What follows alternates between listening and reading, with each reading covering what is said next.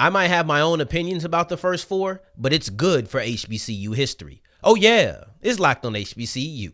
Play my music. You are Locked on HBCU, your daily podcast covering HBCU sports. Part of the Locked On Podcast Network, your team every day.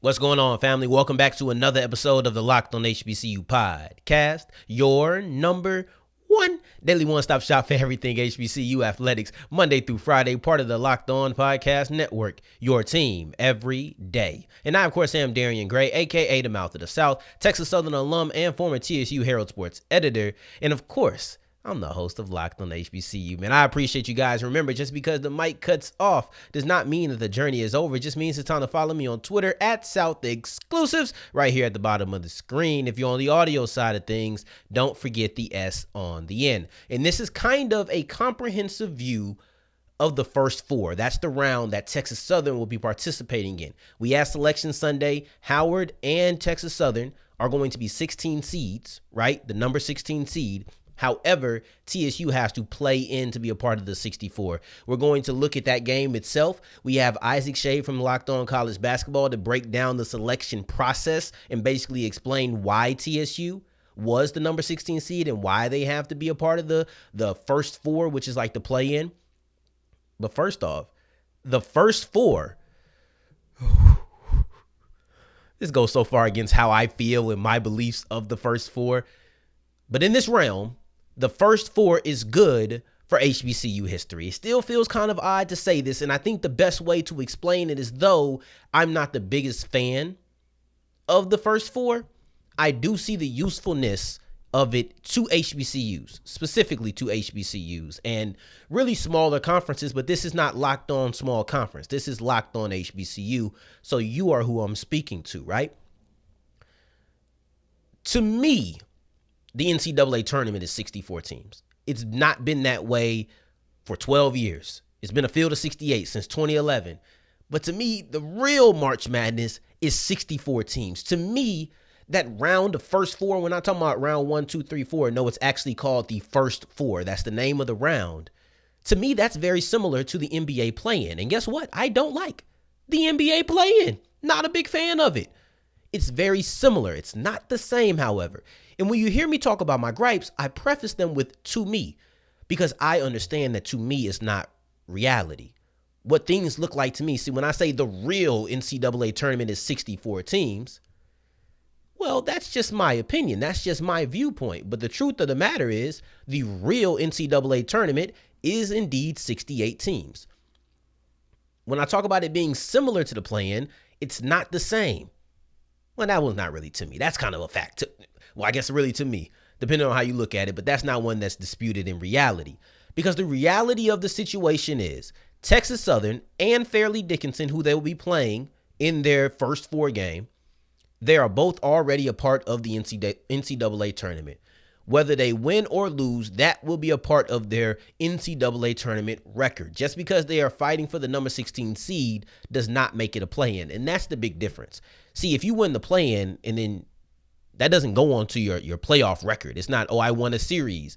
You might say they won the play-in, but really as time goes on, we're not going to remember it as much. It's just going to be a game. Like 10 years from now, I probably won't know who wins the play-in this year, unless it was just that magnificent of a game. That's a little bit of the difference because it actually goes on the record. But when I say it's good for HBCU history, I'm not talking about HBCUs making history. I'm not talking about, oh, this was groundbreaking. This has never been done before. This was some monumental moment. I actually mean the past. I actually mean that when looking back in 10 years and talking about how HBCUs have fared in the NCAA tournament, the first four, more than likely is going to be what you bring up. That's just factual. More than likely, when you're talking about your school and you're trying to brag, like if I'm TSU and I'm trying to brag to Prairie View, and I'm talking about NCAA tournament victories, we're really talking about the first four. Because making history would have been Norfolk State winning as a 15 seed. That's a big deal. That's something that's groundbreaking. It's even one of the reasons that somebody said they didn't want to have an HBCU exclusive tournament after the season. And I get that. Those moments mean a lot. But do not allow that one moment that is so monumental and probably holds a lot of weight to many people. Don't allow that one moment, that one game to distract you from the fact that the most success is found in the first four. Since 2011, when they expanded to the field of 68 and they introduced the first four, there have only been one team, one HBCU from the MEAC or the SWAC that was able to win a game in the NCAA tournament that was not in the first four. And that's Norfolk State, the 15 seed. They knocked off the number 2 seed that year. Big deal. They've had HBCU, SWAC, MEAC, they've had 7 victories. Only one of those 7 have come in a non-first 4 round game. Only one. Now you look at how many games they were able to win that was in the round of first 4. You're looking at 2013, 2015, 2021 when we're talking about the MEAC. 2016, 2021, 2022 when we're talking about the SWAC. Those are moments that, oh, well, my team has more NCAA tournament victories than yours. You're not going to be like, well, that was in the first 4. It doesn't matter. Yes, we're talking about births and appearances and things of that nature, but at the same time, you're tricking yourself if you're talking about bragging rights and you think they're not going to include victories. And where do most HBCU victories in the NCAA tournament come from? The first 4. That's the history. That's the past. That's the reflection. And that's the reason why, though I might have my opinions on it, the round of first 4 is very beneficial to HBCUs. And I'm talking about wins and losses. My guy Issac comes on the show and he tells me about how the monetary value of playing in the first 4, and especially if you win that game, is significantly higher. It's something I didn't even know and I didn't even think about when talking about the tournament. So Issac Schade of Locked On College Basketball will be joining the show as we continue with Locked On HBCU. Before we get into that, today's episode is brought to you by FanDuel. FanDuel Sportsbook is the official sportsbook of the Locked On Podcast Network. And it's been the legal tampering started yesterday, right? In the NFL, talking about free agency. So we kind of have an idea of where these players are going to go. Of course, this is not official. Of course, this can change. But we have a general idea of exactly where these players are going to go. Go put your money down on FanDuel before it becomes official, before the odds shift. And this is only for free agency, but go do that before the odds shift, guys. Then you also have Texas Southern in the NCAA tournament in the first 4. That game will be tonight. So you might want to rush and put your money down on that. It's really easy. It's really, really easy. And if you don't win your first bet, that's okay. There's no problem with that because on FanDuel, there's no such thing as an L. They're going to have your first bet no sweat because if you lose that first one, they're going to give you $1,000 back to bet with just free of charge, just because they're good people like that. So go to FanDuel.com/lockedon and take advantage of every single offer. And as we continue rolling on today's episode of Locked On HBCU, I appreciate you for making us your first listen of the day. Every day for your second listen, check out Locked On College Basketball. But rather than endorse and build them up, I'm going to give the best endorsement I can and share with you the interview that I had with Issac Schade of Locked On College Basketball, where he talks about the first 4 in the selection process of the NCAA tournament. All right, Issac. So for those who don't know or maybe aren't completely aware, how are seedings for the NCAA tournament selected? This is a great question, Darian. So we talk about this thing called the S curve. So basically, for those who don't know, there are 32 conferences across NCAA Division I with 363 total teams. Yeah, it's a behemoth. There's a lot. And what they do is each team that wins their conference tournament, we call them an AQ, an automatic qualifier. So they take those 32 teams, they're automatically in. And then the selection committee takes the best next 36 teams that are at larges outside of that. So they just look at who are the best next 36 teams that didn't automatically get in. What their goal is to seed them 1 through 68 all the way down. And so then we look at this S curve. It's kind of like do you play fantasy football at all? So, when you do the draft and it's like you have the snake draft where it's like if you have pick 1 and then you got pick 20 or whatever and then pick 21. And so it's that same kind of thing where they try to do it like teams 1 through 4 are going to be the 1 seeds. Teams 5 through 8 are going to go back the other way as the 2 seeds. And what they do is they go all the way down that until they get to team 68, which this year is Fairleigh Dickinson. And so what they're doing, the teams that are going to go to the play-in games in Dayton are the 4 lowest at-large teams in terms of ranking and the 4 lowest automatic qualifying teams, or AQs, in terms of ranking. Okay, see, that's good. That was a question I was going to ask. How do they select those 4? Now, I'll ask you because on the segment right before, I'm talking about how the first 4 is good for HBCU history and things of that nature. But I have my own opinions on accepting the 68. What are your opinions when it comes on accepting the field of 68 as opposed to 64? It's been 12 years, but I'm still not quite used to it. Yeah, here's what I think it is.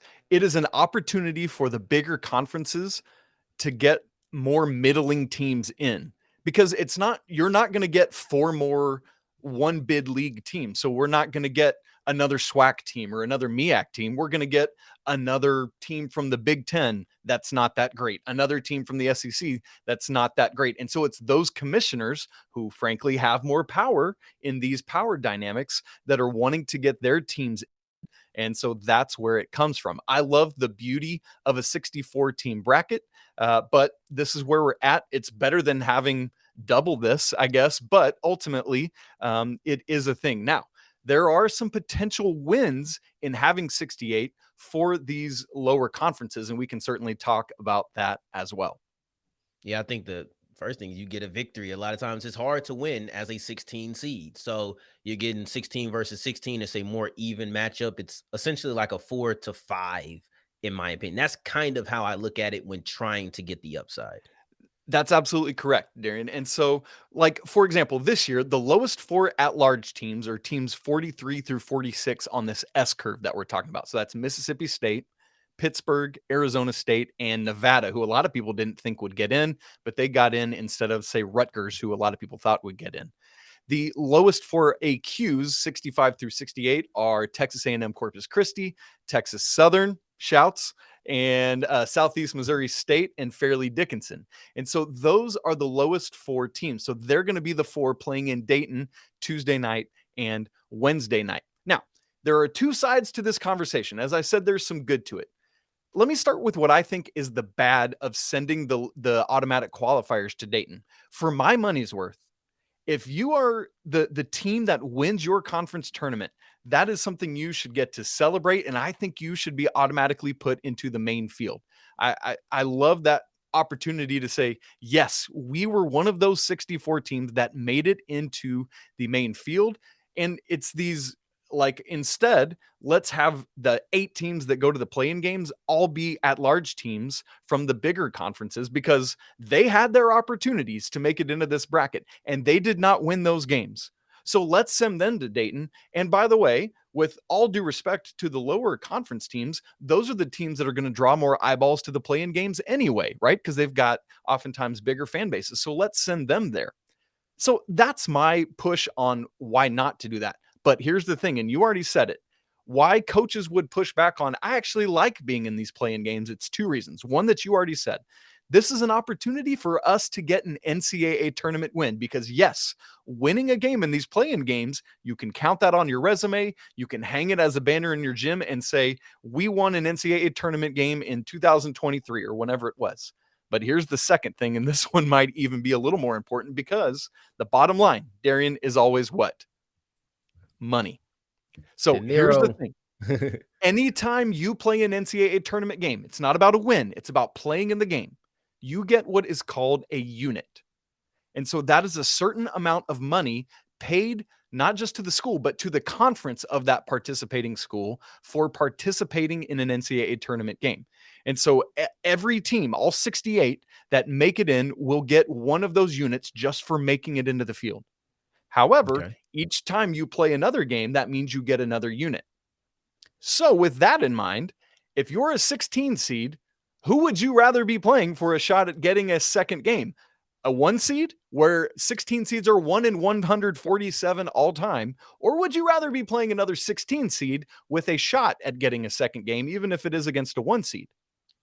I mean, It's if a we're talking no-brainer. about money, Right, we're talking it's about money. easy. So here you go. In 2022, each one of these units was worth $338,000, $338,887, $338,000 basically. That Okay. amount is paid to the conference each year for 6 years. So it's not just 338,000. Last year's units over the course of 6 years are worth $2,033,322 to the conference. Wait a minute. Let's stop right there. Hold on. So you're telling me, okay, so last year, I believe TSU was in That's the right. first four as well. Texas. So Okay, the teams that won last year were Texas Southern and Wright State. okay, so in 2023, they received 2 units, That's correct? correct. That's So correct. So that's the from that thing. performance. It's doubled because not So only do then, you win that play-in game, but you're participating in the next round as well. so now they're about to get another unit. So in next year, are they going to have 3 units essentially? They're going to have the 2022 units and then also the That's 2023 right. unit? That's right. It banks. So because Texas Southern is in again this year, they have last year's 2 units being paid out $338,000 each.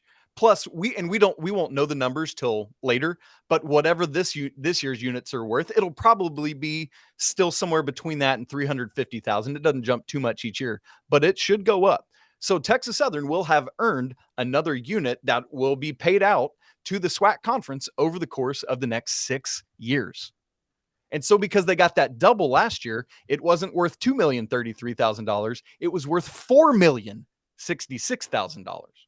That's big time. So last year, the SWAC got those 2 units and the Horizon got those 2 units because Wright State won. Or back in 2021, it was Norfolk State and Texas Southern that won those play-in games. So the MEAC and the SWAC each got 2 units. So that means Texas Southern is doing work for the SWAC because they got 2 units in 2021, 2 units last year, and the possibility of getting to whoever wins in these bottom 4 will get a second unit again this year. And so big important stuff for a conference. I will say on behalf of all of my Texas Southern Tigers to everybody else in the SWAC, you're welcome. I didn't know this, but you are welcome. You might not have known either, and if you did know, it doesn't change the fact that you're welcome. I'll ask you one last question, Isaac, before we get out of here. Sure. What are these I guess I think I've heard RPI and net rankings, things that lead to being a lower seed, right? Because you win the conference. Why are you a 15 instead of a 16? I don't know what happened with my camera. We're back. Hold on. It's a great question. I'll start answering while you're Go working ahead. on your camera there. Thank you. So there are multiple of these metrics that the NCAA selection committee looks at. So there's a committee that meets throughout the course of the year. It's made up of ADs from different universities around the country that come together. They're watching all these games. So the net, for example, that you referenced, is specifically this algorithm that was designed by the NCAA to help not necessarily with seeding, but with dividing up like kind of an order of things. And so they don't use it as a thing of like, oh, because the net tells us that this team's number 1 and this team's number 20, that's how we're going to rank them. But basically, it's just to help with some ranking things along the way. But there's all these different things. Like you mentioned the RPI.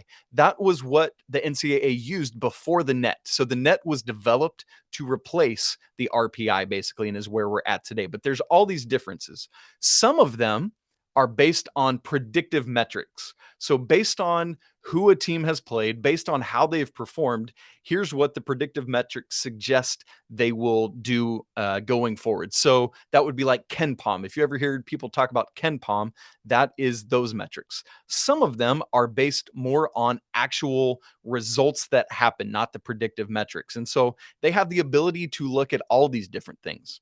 Now, within the net, you probably hear people talk about these quads. 4 quads that every game you play is put into one of those 4 quads. And it's based on where your opponent is ranked in the net and whether it's a home game, away game, or a neutral game. And so anytime you play a home game against a team ranked 1 through 30 in the net, that is considered quad 1. Anytime you play a game against a team at home ranked 161st through 363rd, that's a quad 4 game. So all of these are placed into one of those 4 quads, and that's what we're talking about with that. Isaac, I appreciate you. Listen, ladies and gentlemen, what you just saw was a crazy technical error. I do ask for your forgiveness. I thank you for still watching. You still got some great information. And look at the curls. Look at the curls on my guy, Isaac. So you got to see him on the big screen. But I just want you to know this is really a sign of what today has been trying to record this interview. This was countless technical difficulties after countless technical difficulties. And his response to continue talking, despite everything going on, is exactly what we had to do to get to this interview. If you knew what it took to get this done, you would know why he did not say, I'll wait. There's no more waiting. We've been doing this forever, okay? That's right. For a 13-minute interview, it's taken 50 minutes. That is not an exaggeration, but I greatly appreciate it, Isaac. Guys, I tell you every single day to go check out Locked On College Basketball. But so now that you now know my words aren't empty, you've heard the expertise, you've heard the man, you've heard the insight, and this is the exact reason. There's no better endorsement of Locked On College Basketball than what he was able to do today. And I appreciate you coming on. Darren, it's my pleasure. I'm so thankful for what you do on Locked On HBCU. It's great stuff. Love checking it out, folks. You are with the right dude. Keep tuning in 5 days a week. Locked On HBCU. I appreciate it. Take care. You too, brother. Thank you. Thank you. Much appreciation for Isaac coming on. Like I told you, that's a great example of why you need to check out the show with him and Andy. I didn't know that monetary aspect, but we've broken down how they're selected. We've broken down why I think it's a good thing for HBCUs. But let's break down the game itself. Let's break down Texas Southern versus Fairleigh Dickinson, because I have attributes that intrigue me, attributes that concern me, and also something not related to this game directly, but it actually makes me a little bit optimistic. We'll break down all of those categories as we continue with Locked On HBCU. And as wrapping up Locked On HBCU, I appreciate you for making us your first listen of the day, every day, and making it all the way to segment 3. Tribe, I appreciate that for real. Now, this game is intriguing, concerning, and I'm also a little bit optimistic about it. We're going to break it down in that order. But what intrigues me is the style of play.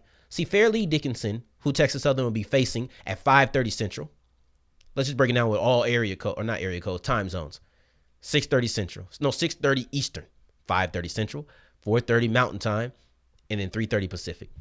Right? You don't know how many times that I have struggled or missed part of a MEAC game because I thought the times were in Central. It was on me. They're all on Eastern Time, so I should have just been able to do the math myself. But I don't want you to be in that situation. So whatever time zone that you live in, I got you. Trust that.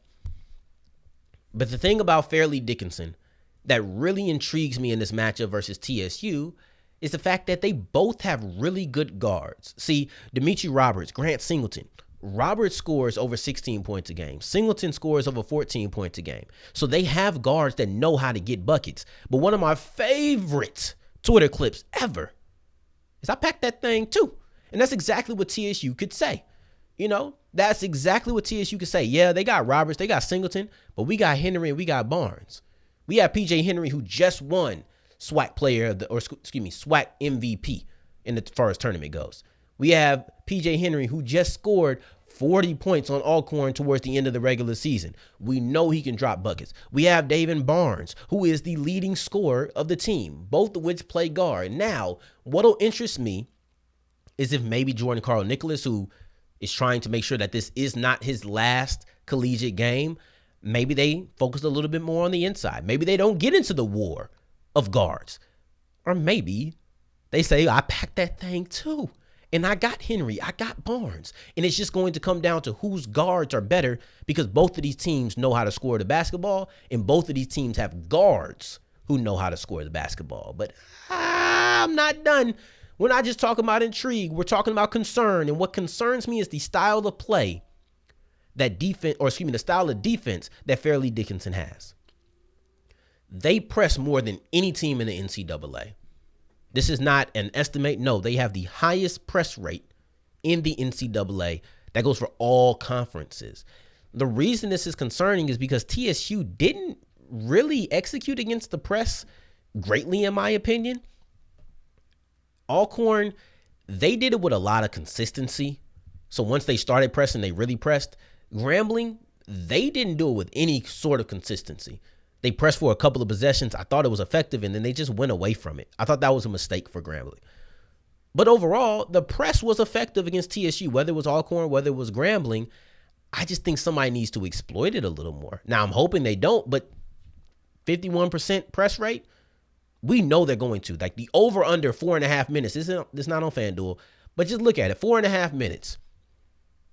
Over-under, how long does it take before TSU is faced with a full court press? We'll see. I'm taking the under. I think it'll be less than 4.5 minutes before they finally see it. Might be like 2, honestly. It might be the first dead ball, or it might be the first made bucket, right? As long as you're not talking about in transition, you're going to see a full court press very quickly by Fairleigh Dickinson. The reason TSU was able to get by it wasn't because I thought it was overly executed well or their plan was executed well, but because they had cushion. So they weren't horrendous, but they weren't great. And against a team that's going to press you as much as Fairleigh Dickinson is going to press you, you're probably going to need to be great. Otherwise, you're going to allow that defense to turn into offense for your. They had cushion against Alcorn and Grambling. They had the ability to make mistakes and still retain their lead. I don't expect FDU to wait until 9 minutes left in the game when TSU has a 13-point lead to start pressing you. I just don't expect that to be the case. And lastly, what makes me optimistic is the fact that, and it's not directly connected to this game, but it's the fact that TSU has already knocked off an Arizona State. It's the fact that they've already knocked off a Pac-12 team. Now, I understand the cliche is that a strong out-of-conference makes you ready for these type of games. Maybe. That's what they say. But what I firmly believe is that winning in out-of-conference has you ready for these games. Now, you look at Bill Parcells. He once said, confidence is born by demonstrative ability. Basically, when you see yourself do something, you know you can do it, and you perform like you can do it. I was listening to Lance Moore, and he was talking about how the confidence of having Drew Brees led to them just playing different. Now, there is no Drew Brees. This isn't football. I'm not trying to relate it to the Saints, but I'm just saying, when you have the confidence, your performance is different. You know that you can knock off a Pac-12 team, so I'm pretty sure you're confident you can knock off an NEC team. It's just that simple. And that confidence will radiate. The confidence will play or will show itself through your play. And those are the things that intrigue me, concern me, and then also have me a bit optimistic. On tomorrow's episode, we'll be breaking down why the SWAC and the MEAC are not two big conferences in Grambling. You're not in the NIT for this specific reason, but you got to wait till tomorrow to find that out. For your second listen, go check out Locked On College Basketball. If you enjoyed the second segment, you know exactly what you're going to get. In the meantime, in between time, if you're looking for me, you can find me on Twitter at South Exclusives right there. Y'all see it at South Exclusives. Until the next time that we hear each other, family, take care. Stay blessed. Peace.